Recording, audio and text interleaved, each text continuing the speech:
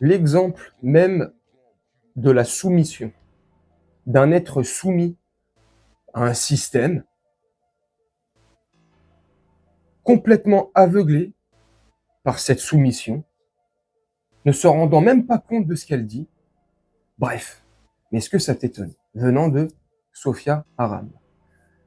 Est-ce que Sophia Aram porte bien son nom de famille? Tu sais, il y a dans la vie des gens qui portent pour le coup très bien leur nom de famille. Un exemple, il y a dans le monde des messieurs cocus et qui tout au long de leur vie ont rendu leur femme cocu. Non mais je déconne. Parce que Sophia Aram, tu vois où je veux en venir, t'as capté. Sophia Haram, c'est infligeant de voir un tel degré de soumission. Et là, quand je dis soumission, c'est pas forcément... tu vois, je m'en fous, moi, de... En l'occurrence, elle est soumise. Là, tu me dis ce que tu veux en commentaire, mais elle est soumise. Bref, je te montre l'extrait de ce qu'elle a dit à la cérémonie des Molières. Moi, sincèrement, je vomis ce genre de discours parce que il va... Oh, c'est une actrice. Bref, tu sais quoi? Parce que je réfléchis en même temps à l'extrait. Je te mets l'extrait et on en discute après. Et après cet extrait-là, on va en discuter. Et après, je te remontrerai un autre extrait d'elle, qui date d'il y a une dizaine d'années à peu près. Et tu verras pourquoi elle a tenu ce discours hier et pourquoi elle est autant soumise à ce système. Bonsoir. J'aimerais tellement faire de cet instant un moment léger, inclusif et bienveillant, tout nous, quoi. Un moment de tendresse entre théâtre privé et théâtre public, ou, je sais pas, un moment de réconciliation entre Rachida Dati et Kebab, le chien de Gabriel Attal. Mais comme je suis prudente, je me contenterai d'un message de service. Voilà.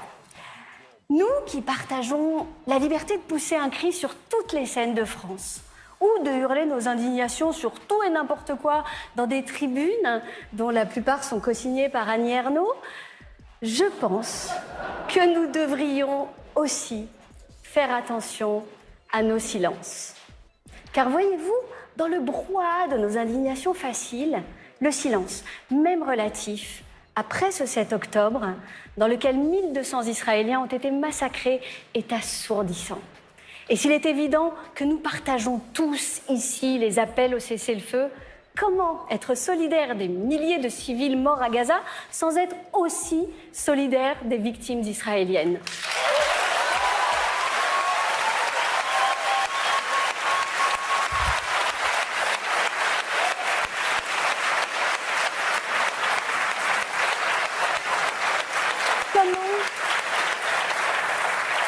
Comment exiger d'Israël de cesser le feu sans exiger la libération des otages israéliens? Comment réclamer le départ de Netanyahou sans réclamer celui du Hamas?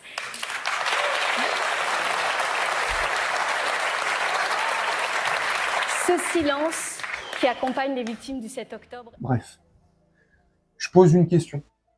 Vous me répondez en commentaire. Est-ce qu'on est sous occupation en France? Non, je pose une question. Parce que t'as vu, dès qu'elle prononce les mots-clés, standing ovation dans la salle. Hein? Faut faire attention à nos silences, même relatifs. Parce que, si j'ai bien compris, hein, tu me dis, hein, si je suis une trompette, tu me dis en commentaire si je me trompe ou pas, si j'ai bien compris la chose. Parce qu'à l'écouter, on pleure que les dizaines de milliers de victimes palestiniennes et on pleure pas. Et on pleure pas et on n'en parle pas des victimes israéliennes sur l'attentat qu'il y a eu le 7 octobre. Plus de 1200, à peu près, si je dis pas de bêtises, le chiffre. Victimes israéliennes, plus les à peu près 220 otages. Donc pour elle, faut faire attention à ces silences. Ces silences qui tuent. Mais c'est pas l'impression que j'ai eue, moi, ces dernières semaines et ces derniers mois depuis ce fameux 7 octobre. Notamment sur les chaînes de télé mainstream. notamment, qui puisait, TPMP. Cyril Hanouna, dans cette même émission de TPMP, qui disait à ceux qui boycottaient son émission ou qui refusaient de regarder son émission, il insultait ces gens-là. Donc moi, toi, si tu boycottes ou tu regardes pas cette émission, d'antiseptique. Et je fais exprès de dire antiseptique. C'est pour l'algorithme et la censure. Il faisait que ça, de parler que de ça. Oui, on parle beaucoup des victimes palestiniennes, et à juste titre. À l'heure où on parle, où je te fais la vidéo, on est à peu près, je veux pas dire de bêtises, mais à peu près plus de 40 000 victimes côté palestinien. Mais on ne devrait pas en parler. Normal qu'on en parle tous les jours. À l'heure où on se parle, ou à l'heure où je te fais, et je me répète la vidéo, il y a un bref, contre l'humanité. Tu vois, t'as compris. J'évite de dire les mots comme ça pour essayer de détourner l'algorithme parce que sinon, la vidéo va être censurée direct. Non, on est d'accord. Donc, c'est un massacre qui se passe. Donc, forcément qu'on en parle. Forcément qu'il y a des artistes, des influenceurs. Bref, peu importe, ceux qui ont une voix, qui portent, pour ceux qui le font et pour ceux qui ont une paire de baloches, qui le disent, qui le dénoncent, normal. Mais c'est pas pour autant qu'on n'entend pas. Il n'y a pas de silence. À l'inverse. Au contraire. Tous les jours, on en entend parler du 7 octobre et des otages israéliens. On en entend parler tous les jours. Donc son discours hier, c'est incroyable. C'est un discours de soumission. C'est un discours pour garder sa place au chaud. Voilà, c'est un discours de carriériste. Elle a tellement peur de sauter, d'ouvrir sa gueule, ou du moins de dire ce qu'elle pense. Elle peut être du côté d'Israël. C'est son droit, elle fait ce qu'elle veut, elle pense comme elle veut. Mais elle peut garder son objectivité. Là, elle n'est pas du tout objective. Là, ça va que dans un seul sens. Et tu as vu un peu le faciès qu'elle a quand elle parle des victimes palestiniennes. On parle des victimes palestiniennes, mais on ne parle pas des victimes israéliennes. Standing ovation, bref. Pour moi, ce que j'ai vu hier, du moins hier, je l'ai pas vu en direct, j'ai vu l'extrait que je t'ai montré. J'ai vu une actrice en représentation qui jouait parfaitement son rôle et qui a récité à la perfection son texte, qu'elle a appris par cœur, bien sûr. C'est incroyable. Maintenant, je vais te montrer un petit truc. C'était dans une émission de Dominique Farrugia, ça a un peu plus de 10 ans. L'invité de Dominique Farrugia était son meilleur ami, Arthur, l'animateur de TF1, et producteur de bon nombre d'émissions. Arthur était l'invité, et là, Sophia Aram, arrive pour faire un espèce de, je sais pas, un sketch, une pastille, c'est un ovni, c'est de la merde, mais elle vient faire son allégeance. Alors, regarde. Hein? C'était toi qui décidais et moi j'obéissais. Oh, t'as perdu un bouton de manchette? Où est-ce qu'il est? Il est où le bouton du roi Arthur? Oh, il a mis où son bouton? On va le chercher. Oh, demande-moi. Oh, j'ai été une vilaine assistante. Il est où le bouton Arthur? Arthur, ton bouton, il est où? Il n'est pas comme ça quand tu travailles avec moi. Oui. Je pense que j'ai été tellement vilaine qu'il va falloir que tu me corriges. Il va falloir que tu me corriges. Allez, maintenant tu me corriges. Oh, il était vilaine. Mon roi Arthur va se transformer en cheval et moi je vais le chevaucher, roi Arthur.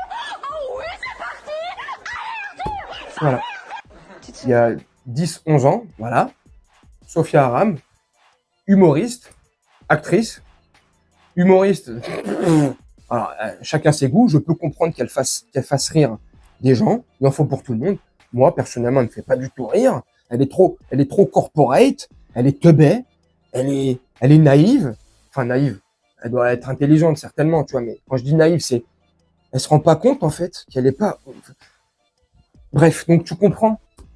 10 ou 11 ans après, pourquoi elle tient ce genre de discours à la cérémonie des Molières. C'est incroyable. Bref. On voit ceux qui portent leurs baloches. On voit ceux qui les portent pas.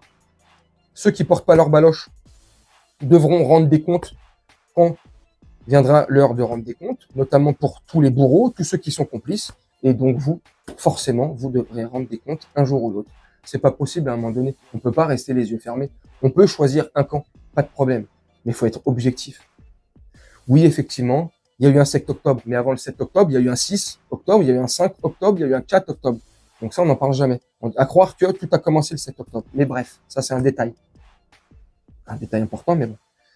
Oui, il y a eu un 7 octobre. Effectivement. Oui, il y a eu des victimes côté israélienne. Oui. Mais est-ce qu'ils sont... Toutes ces victimes-là, on peut que les imputer au Hamas Tacos, là, où il n'y a pas eu aussi des dégâts du côté israélien. Bref, mais au-delà de ça, oui, il y a eu des victimes israéliennes, effectivement.